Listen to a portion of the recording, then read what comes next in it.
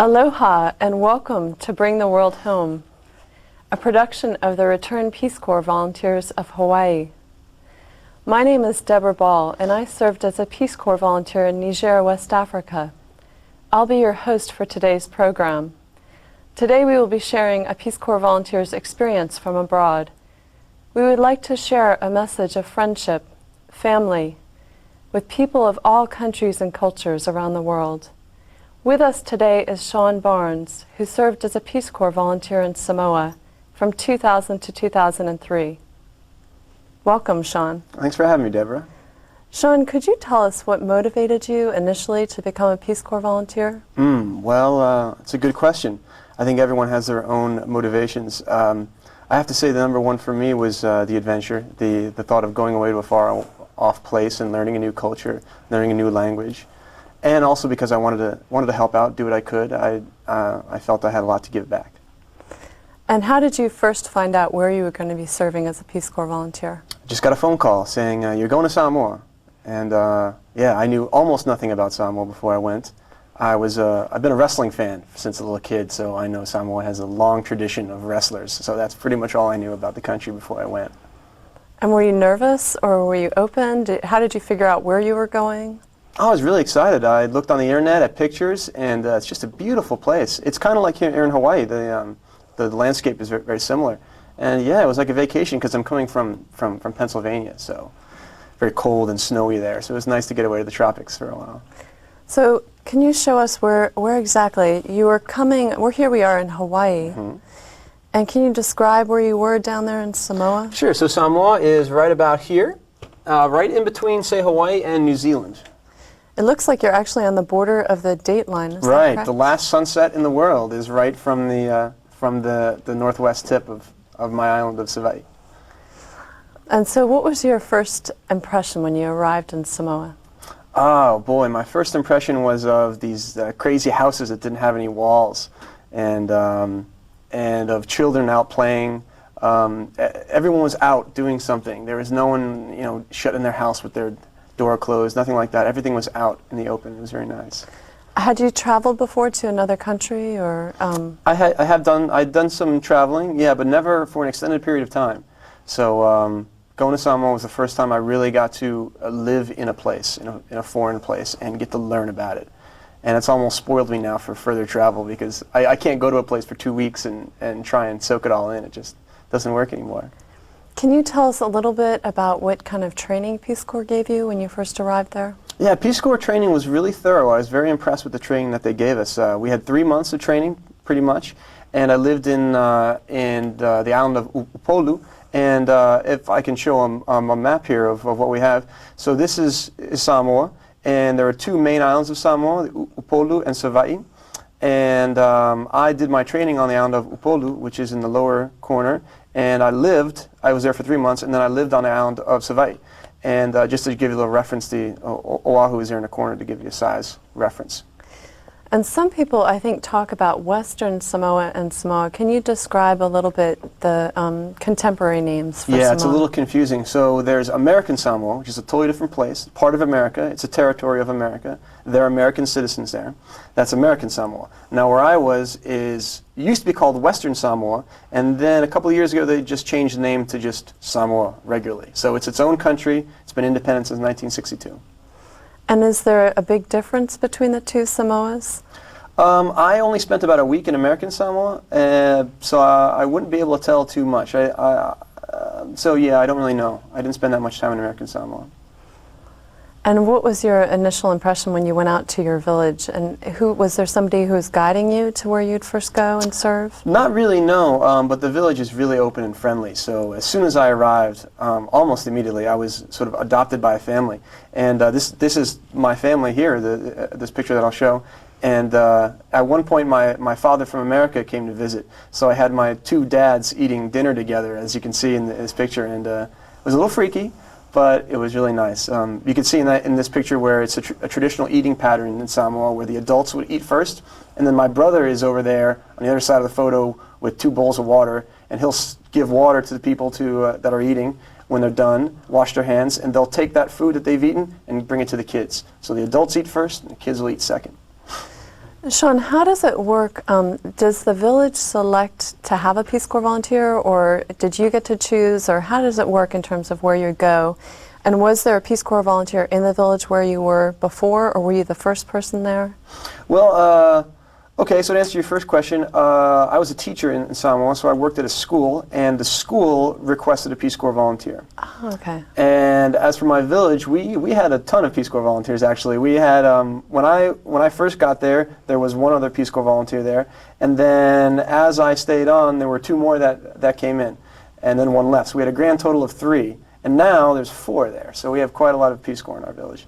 And what was your living accommodation like? Did you have a very comfortable place, or toilet, running water? I did. I had when you first think of Peace Corps, you think of, you're living in a shack out in the middle of nowhere without any conveniences. But my house was pretty nice, nicer than the one I had in college, in fact. I just had a little house, and I had running water. I had a little 2-burner stove, and yeah, it was a very nice place. And did you have neighbors? Was your family you talked about, were they your neighbors? Yeah, they were my neighbors. I spent a lot of time with them. I would eat over their house and just spend a lot of time. They would teach me a lot about language and culture and what goes on in the village, that sort of thing.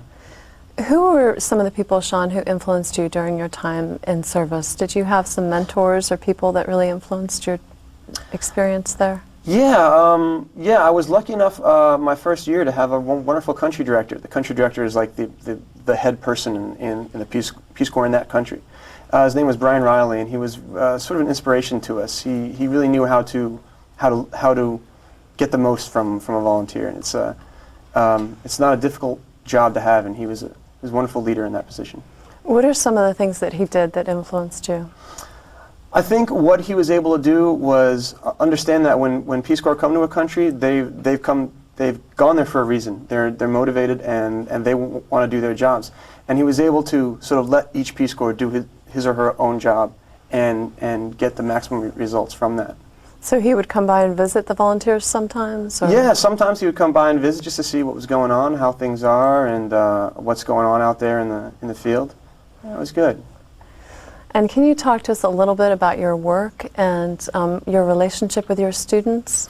Sure. So I have a picture of my classroom. This is my classroom.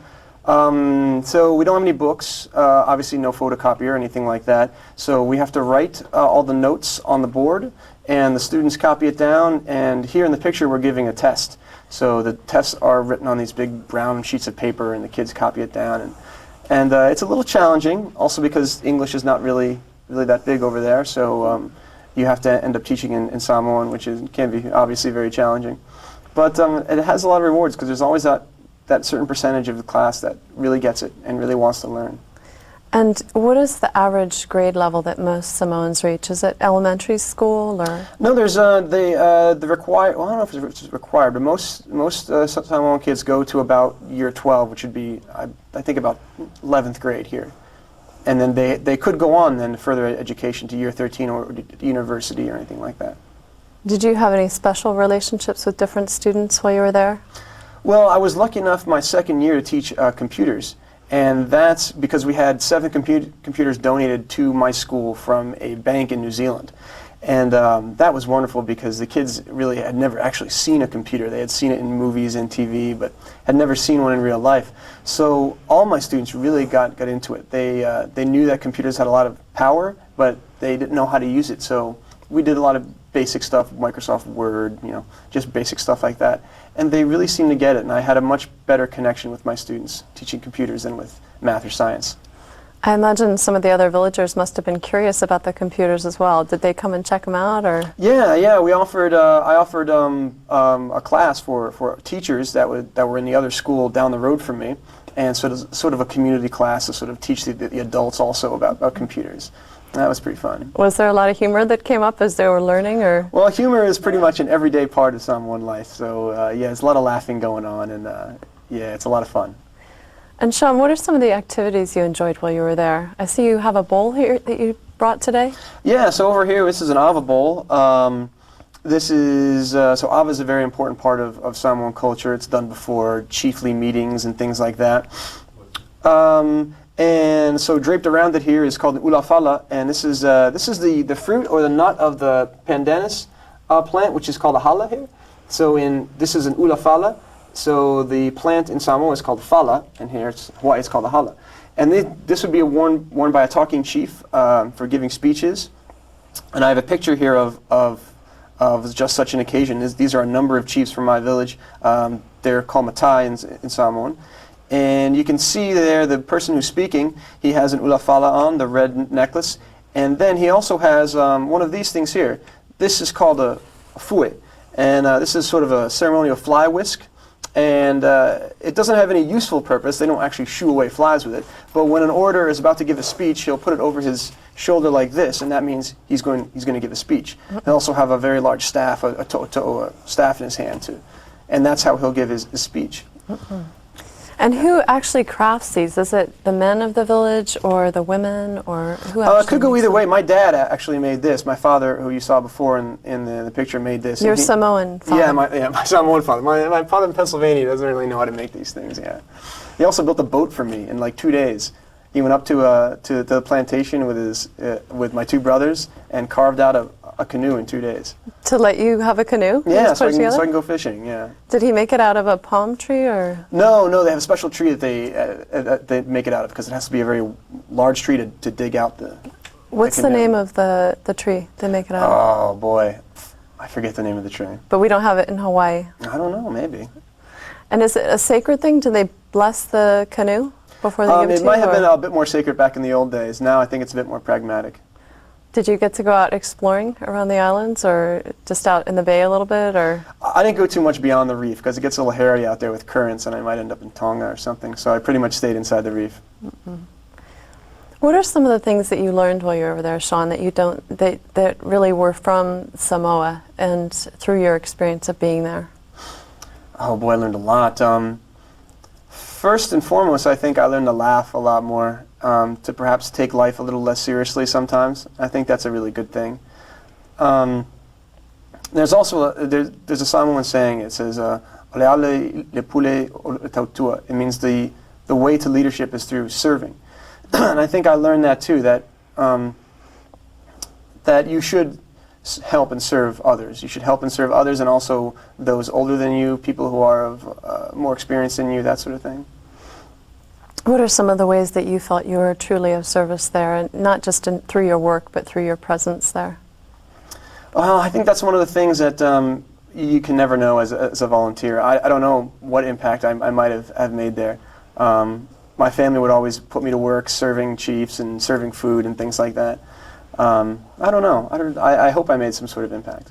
And I see you have a picture here of your church. Is that the church of the village? Well, this is actually, so this picture here is actually my choir. It's really hard to pick me out in this picture. If you look closely, I'm actually there. But so we were to have choir practice almost every night. The church is very big in Samoa. It's been called the most Christian nation on earth, apart from the Vatican. And about 100% of the population are Christian. So I was a member of the Congregational Christian Church of Samoa, and yeah, it's a really big part of life. Every Sunday and choir practice, and then when I decided to move to Hawaii from Samoa, which was only about 3 months ago, I told the minister from my village, the priest from my village, that I was moving there, and he said, "Oh, I know a guy. I went to seminary school with a guy, so now I'm living with a Samoan minister here in Hawaii." And it's something I would certainly recommend to anyone who's interested in Samoan culture or the Samoan experience. The best place to start would be church. So we have services, the Congregational Christian Church of Samoa, at Linapune Elementary School every Sunday at 9, if anyone wants to drop by and sort of experience what it's like. And is that a mixture of both Samoan and local people here? Yeah, it's mostly Samoan, but of course everyone is invited, and it's a really interesting experience. It's a unique experience. Sean, what were some of the most challenging things while you were serving in Samoa that you, both in terms of your adjustment there and also during your service, maybe unexpected things? Boy, well, I think the most challenging thing in Samoa would be living and working within another culture, a totally different set of values, and a set of values that isn't necessarily wrong. It's just different from your set of values, and you have to be able to work within that system, and that's where it becomes difficult. I don't think no one leaves because it's too hot. I don't think anyone leaves Peace Corps because there are too many bugs or they don't have running water. I think people leave because they can't really deal with another culture and actually trying to get something done in that culture.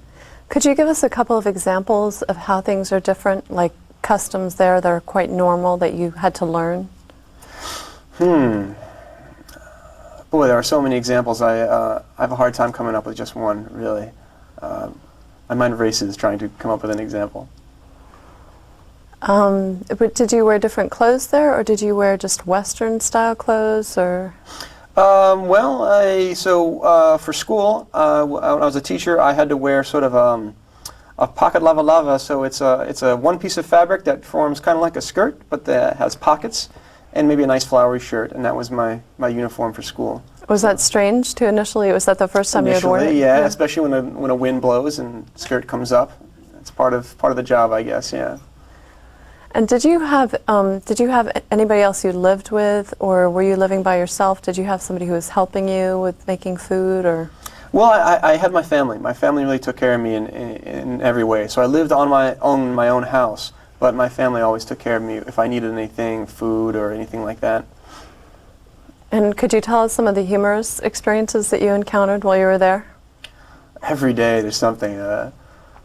For example, I attended a meeting once of all the mayors of, some of the mayors of my island. So every village has a mayor, sort of, a certain chief that's elected to that position.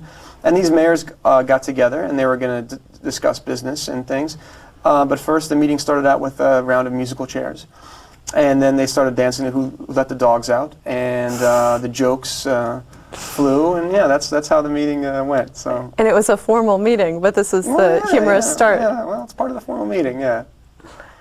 Sean, you just came back a couple of months ago, is that right? Yeah, I just came back a few months ago. How has the readjustment to this culture, to America and to Hawaii, been for you? It's been difficult, but I haven't really left. I live with a Samoan family now in Kalihi, and it's like I haven't really left yet. So I'm still in that process of transitioning, I think.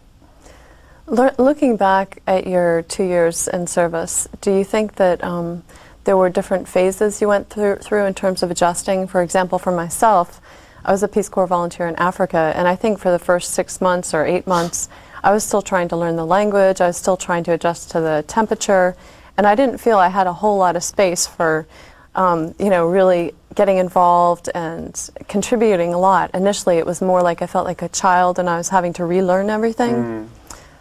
Can you describe how some of those things went as you look back at it? Was there sort of a transition period that you went through, and how did you experience those? I think there were definitely peaks and troughs. I think the whole experience was sort of up and down, peaks and troughs, kind of like this. And when you first get there, the language, of course, just hits you as soon as you get there. It's something that you have to learn as quickly as possible, but you can't. It takes a long time. So that's definitely a large source of frustration, learning another language. And again, as I said, working within a different culture is certainly challenging.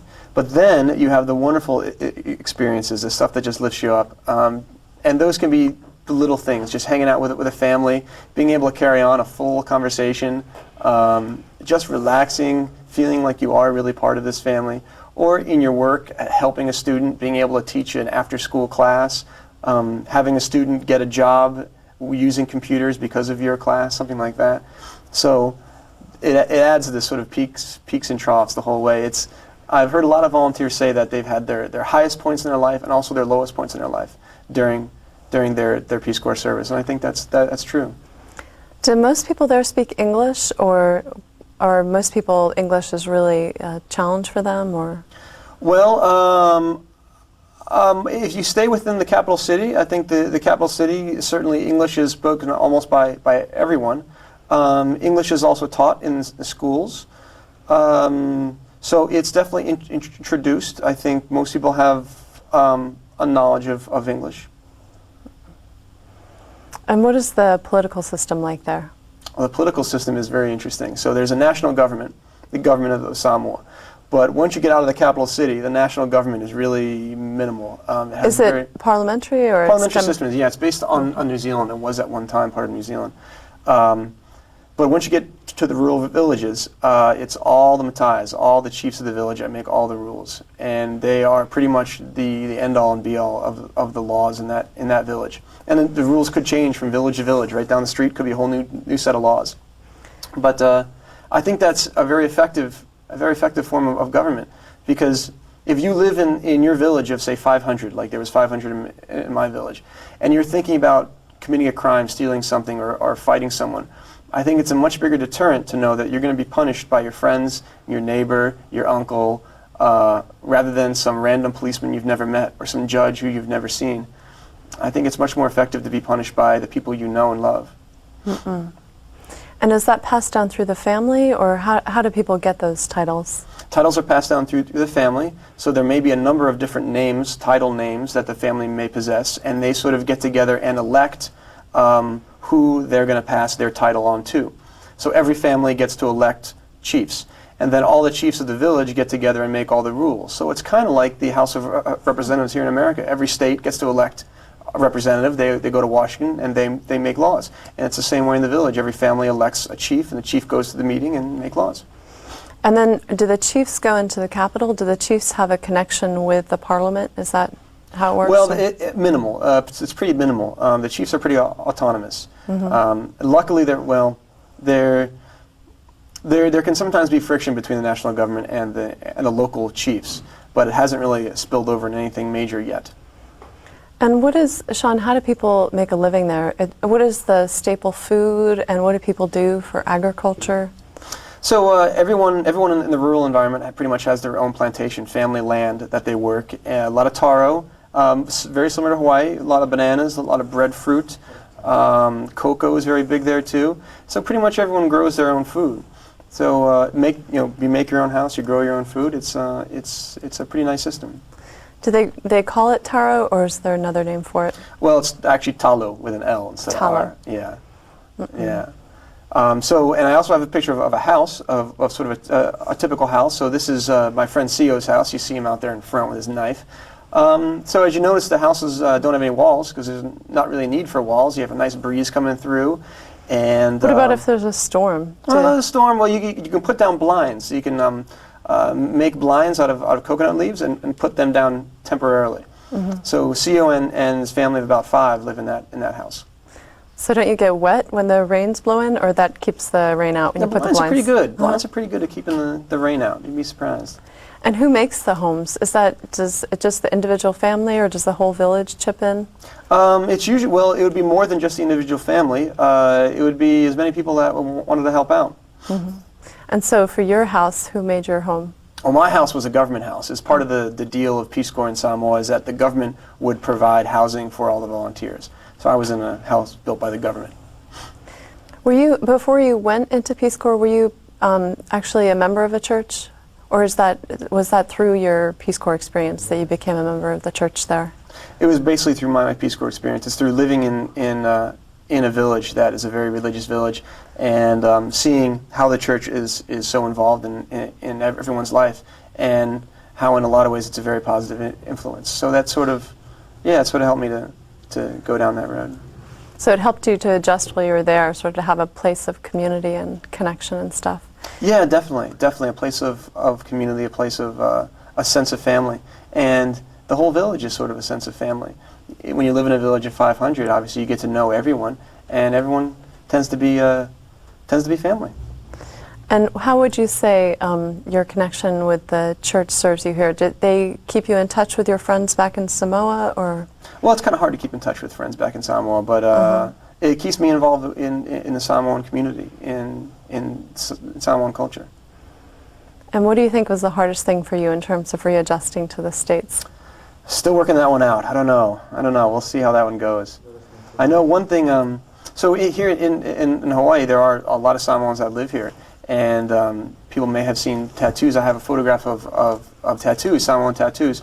And here, so these are 3 photographs. The one on Sean, is this something that everybody does, or is this just people choose to do it, or it's part of a sacred kind of ceremony, or how does it work? It's a choice. It's a choice? It's a choice. So you see the male tattoo there on the end, and it's a full body tattoo from the top of the stomach down to the bottom of the knee. You may have seen that sort of around Hawaii, peeking out of people's shorts now and then. And in the old days, that was done as sort of to show that you serve chiefs, that you're a servant of the chiefs. Mm-hmm. And the female version is over there in the corner too. It just extends from the thigh down to the knee. So it's kind of an honor to show that you had a certain status or something? It's an honor, and I think it shows nowadays it's done mostly to show pride in one's culture. Mm-hmm. A lot of Samoans live in New Zealand or here in Hawaii, and they can be a bit removed from the island, from the motherland. So it's nice to sort of get that connection back again. So a lot of Samoans in New Zealand and here in California get that done and sort of show that connection they still have with their culture. Did you ever think of having a tattoo done yourself? I was one of the few volunteers that did not have a tattoo. Yes, one of the few. Many volunteers do get tattoos, male and female. And how do they do that? What's the procedure? It's the old traditional tapping method. In the old days, it used to be shark's teeth, and you would just tap along, get some. You make ink out of sort of a charcoal seeds, and then tap it in. Very painful. It takes many days. Is there kind of a ceremony that goes with it, or you just lie down and then they start tapping? You just grin and bear it. Yeah, you just grin. There's usually a little kid fanning you, and that's about it. That's all you get. No painkillers, huh? No painkillers. That would take away from the whole experience. Yeah. Well, Sean, we'd like to really thank you for coming and joining us today, and we hope you might consider joining us in the future. Perhaps you might consider bringing some of your church fellows here. Oh, yeah, that'd be a hell of a party, yeah. Sharing your Samoan songs and whatnot. Sure. Well, thank you very much for having me, Deborah. I appreciate it. Please join us next time when we visit another country and bring the world home. Aloha.